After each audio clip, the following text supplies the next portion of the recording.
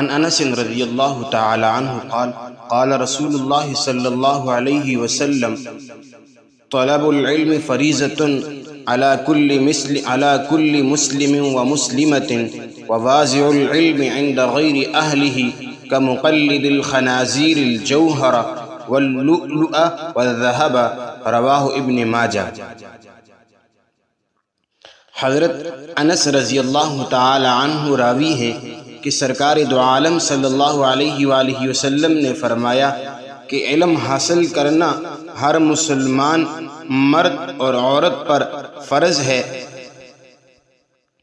اور نااہل کو علم سکھانا ایسا ہے جیسے کوئی شخص سور کے گلے میں جواہرات، موتیوں اور سونے کا ہار ڈال دے۔ اس حدیث کے اندر علم کی فضیلت اور علم کی عظمت کا ذکر ہے۔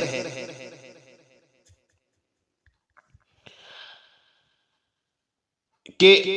ہر مسلمان مرد اور عورت کے لیے علم حاصل کرنا ضروری ہے، اس لیے کہ انسان جس مقصد کے لیے خلیفۃ اللہ بنا کر بھیجا گیا ہے وہ علم کے بغیر پورا نہیں ہو سکتا، اور انسان علم کے بغیر نہ تو خدا کی ذات کو پہچانتا ہے اور نہ اسے اپنی حقیقت کا عرفان حاصل ہوتا ہے۔ اور علم یہ ایک ایسی عظیم صفت ہے جو انسان کو نہ صرف یہ کہ شرافت و تہذیب کا سرمایہ بخشتا ہے، بلکہ اس کو اخلاق اور اس کے اندر عادت کا جلا بھی پیدا کرتا ہے، اور پھر انسان کو بلندیوں پر بھی یہ علم ہی پہنچاتا ہے، بلکہ انسان کے دل کو اللہ تعالی کی پہچان کی روشنی سے بھی منور کرتا ہے، اور اس کے ذہن کی فکر کو صحیح عقیدے کی معراج بخشتا ہے۔ تو اسلام جو انسان کی ترقی اور عظمت کی راہ میں سب سے بڑا نور کا مینارہ ہے، وہ اسی عظیم صفت کو انسان کی برداری کے لیے ضروری قرار دیتا ہے، اور اس کے حصول کو دینی اور دنیوی ترقی و کامیابی کا زینہ بتاتا ہے۔ تو یہاں اس حدیث سے علم سے مراد علم دین ہے، کہ جس کی ضرورت انسان کو زندگی کے ہر شعبے میں، ہر شعبے کے اندر انسان کو اس کی ضرورت پڑتی ہے۔ مثال کے طور پر جب کوئی آدمی مسلمان ہوتا ہے تو یہ علم یا وہ احساس اور شعور کی منزل تک جب وہ انسان پہنچتا ہے، جب اس کے اندر کچھ تھوڑی بہت سمجھ بوجھ آتی ہے، تو پھر اسے اس بات کی ضرورت ہوتی ہے کہ وہ اپنے پیدا کرنے والی ذات اور اس کی صفات کی معرفت کو حاصل کرے، اور اللہ تعالی کی مقدس روشنی سے اپنے دل اور دماغ کی ہر اندھیرے کو وہ کیا کرے، دور کرے۔ اسی طرح رسول اللہ صلی اللہ علیہ وآلہ وسلم کی نبوت اور رسالت کا جاننا اور یا ایسی چیزوں کا علم حاصل کرنا جن پر ایمان اور اسلام کی بنیاد ہے، اس کے لیے ضروری ہوتا ہے۔ پھر اس کے بعد جب انسان عملی زندگی میں آتا ہے تو پھر اسے ضرورت ہوتی ہے کہ وہ اعمال کے احکام کا اس کو علم ہو، کہ جو وہ اعمال کرتا ہے اس کا کیا حکم ہے، وہ بھی اس کے لیے جاننا ضروری ہے۔ مثال کے طور پر جب نماز کا وقت آئے گا تو اس پر نماز کے احکام اور اس کے مسائل کا سیکھنا واجب ہوگا، کہ بھائی نماز کے اندر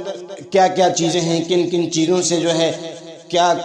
کون سی چیز فرض ہے، کون سی چیز واجب ہے، کس سے نماز فاسد ہوتی ہے، کس سے نماز مکروہ ہوتی ہے، اور کیا چیز چھوٹ جائے تو بالکل نماز ہوتی ہی نہیں، اور کیا چیز چھوٹ جائے تو اس پر کیا ہوگا؟ سجدہ سہو ہوگا۔ تو یہ مسائل جو ہیں اس کے لیے سیکھنے کیا ہوں گے؟ واجب ہوں گے۔ اسی طرح پھر جب رمضان آئے گا تو روزے کے احکام معلوم کرنا اس کے لیے ضروری ہوگا کہ اگر خدا نے اسے مالی وسعت دی ہے اور پھر وہ صاحب نصاب ہے تو پھر اس کے لیے زکوٰۃ کے مسائل کا جاننا ضروری ہوگا، اور پھر جب اس نے شادی کی تو پھر بیوی کو گھر میں لایا تو پھر طلاق وغیرہ کے مسائل کا جاننا اس کے لیے کیا ہوگا؟ ضروری ہوگا۔ اسی طرح تجارت اور زراعت، خرید و فروخت کے احکام اور مسائل کا سیکھنا بھی اس کے لیے کیا ہوگا؟ واجب ہوگا۔ تو گویا زندگی کے ہر شعبے کے لیے اس کو علم کا سیکھنا اس کے لیے کیا ہے؟ ضروری ہے، خواہ وہ اعتقاد کا شعبہ ہو یا عبادات کا شعبہ ہو یا معاملات کا شعبہ ہو یا تعلقات کا شعبہ ہو۔ تو تمام چیزوں کی بصیرت حاصل کرنا اور ان کا جاننا سیکھنا اس پر کیا ہوگا؟ فرض ہوگا۔ اور اگر ایسا نہ کرے تو اس کی وجہ سے ہر وہ جگہ حدود شریعت سے تجاوز کرتا رہے گا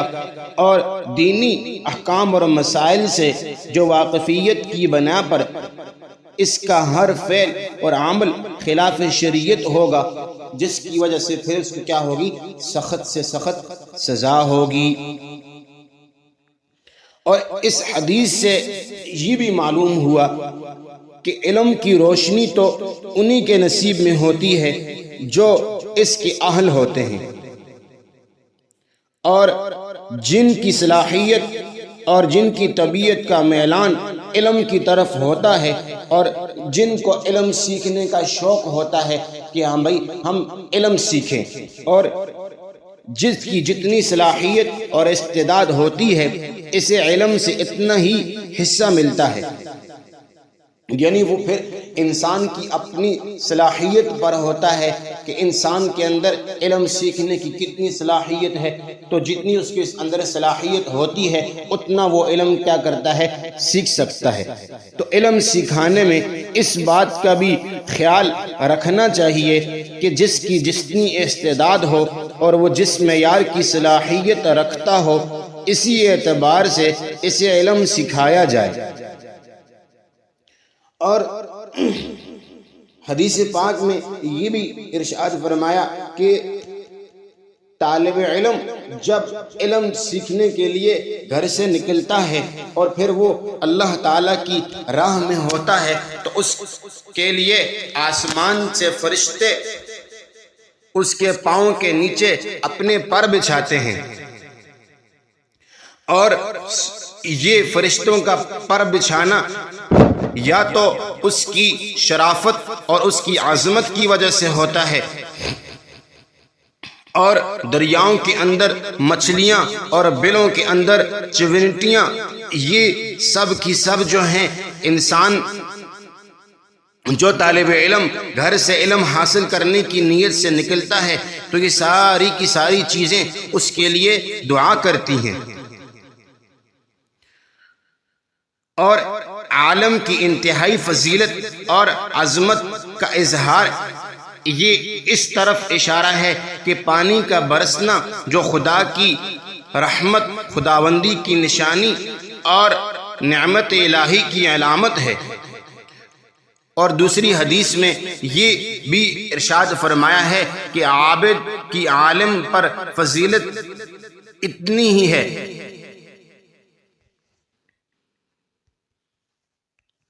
کہ حدیث پاک میں آتا ہے کہ فقیہ واحد اشد علی الشیطان من 1000 عابد، کہ ایک فقیہ یعنی عالم دین شیطان پر 1000 عابدوں سے زیادہ سخت ہے۔ یعنی عابد جو ساری رات جو ہے وہ عبادت کرتا رہے اور عالم جو سویا رہے ساری رات لیکن اس کی فضیلت پھر بھی اس ساری رات عبادت کرنے والے عابد سے کیا ہے؟ زیادہ ہے۔